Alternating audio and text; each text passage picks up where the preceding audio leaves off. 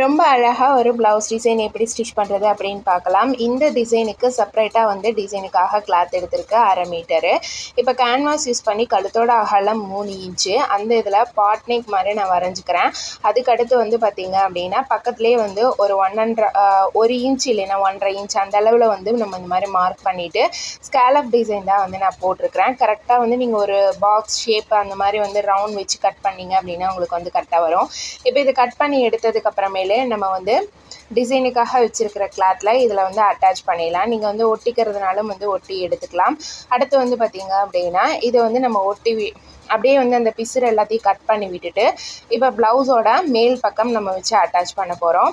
இப்போ இந்த மேல் பக்கம் வச்சு ஃபுல்லாக எல்லாமே வந்து தையல் போட்டு எடுத்ததுக்கப்புறமேலு இதுக்கு வந்து பைப்பிங் தான் வந்து கொடுத்து நம்ம நெக்கு வந்து க்ளோஸ் பண்ண போகிறோம். நெக்ஸ்ட் வந்து பார்த்திங்க அப்படின்னா இந்த சாரீ கிளாத்லேருந்து இந்த மாதிரி வந்து பூ வந்து ரெடி பண்ணி எடுத்துருக்கிறேன்.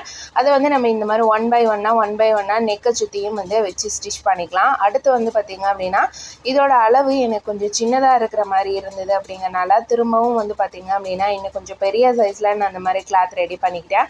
அதே மாதிரியே போன தடவை வந்து மிஸ்டேக் பண்ணது வந்து பார்த்திங்க அப்படின்னா நான் வந்து ஒரு 1/2 இன்ச் விடாமலே கட் பண்ணிவிட்டேன். அதுலேருந்து நமக்கு வந்து மேலே லேஸ் வச்சு தைச்சாலுமே வந்து பிசுறு வந்து வர்றதுக்கான வாய்ப்பு இருக்குது. அதனால தான் வந்து திரும்பவும் வேறு ஒரு பீஸ் வந்து ரெடி பண்ணி நமக்கு பிசுறு எதுவுமே இல்லாத மாதிரி நல்லா ஃபுல்லாக க்ளீனாக வந்து நான் இந்த மாதிரி வந்து ஸ்டிச் பண்ணி எடுத்துக்கிட்டேன். இப்போ நம்ம வந்து அந்த ஃப்ளவர் வைக்கும்போது பார்த்திங்க அப்படின்னா நமக்கு எக்ஸ்ட்ராவாக அந்த ப்ளூ கிளாத்தும் வந்து நல்லா தெரியும்.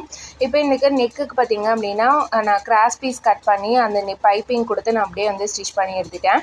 இது மேலே நம்ம வந்து அந்த ஸ்கேலப் வருது இல்லைங்களா, அந்த இடத்துல நம்ம வந்து லேஸ் வச்சு தான் வந்து ஸ்டிச் பண்ண போகிறோம்.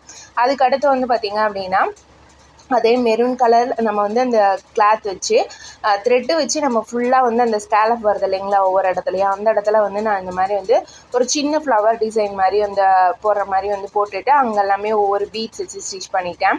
அதுக்கடுத்து வந்து பார்த்திங்க அப்படின்னா நம்ம இந்த மாதிரி வைக்கும்போது நம்ம பென்சிலோ இல்லை ஏதாவது ஒரு இதில் வந்து மார்க் பண்ணிவிட்டு வைக்கும் போகிறப்ப நமக்கு அது இன்னுமே நல்லா பளிச்சுன்னு வந்து தெரியும். அதனால தான் இப்போ ஃபுல்லாக வந்து அந்த இடத்துல எல்லாமே நான் வந்து டபுள் ஸ்டிச்சஸ் போட்டிருக்கேன். ஏன்னா அப்போ தான் நமக்கு அது வந்து எம்ப்ராய்டிங் போட்ட மாதிரி நல்லா அழகாக தெரியும் அப்படிங்கிறதுக்காக. அடுத்தது இதுக்காக வந்து பார்த்திங்க அப்படின்னா ஒரு நாட் டிசைன் தான் வந்து கேட்டிருந்தாங்க. அதையும் வந்து நம்ம இப்போ ரெடி பண்ணிக்கலாம். அதுக்கு வந்து பார்த்திங்க அப்படின்னா மீதி இருந்த ப்ளூ கலர் கிளாத்தில் 6 பூ இருக்கிற மாதிரி மொத்தமாக 12 இது வந்து நான் ரெடி பண்ணிட்டேன். எக்ஸ்ட்ரா இருக்கிற கிளாத்தில் கட் பண்ணி விட்டுட்டு இதை வந்து நம்ம 6 பீஸையும் வந்து ஒரு நீடில் போட்டு நம்ம இந்த மாதிரி ஸ்டிச் பண்ணி ரவுண்ட் ஷேப்பில் வந்து கொண்டு வந்துக்கலாம்.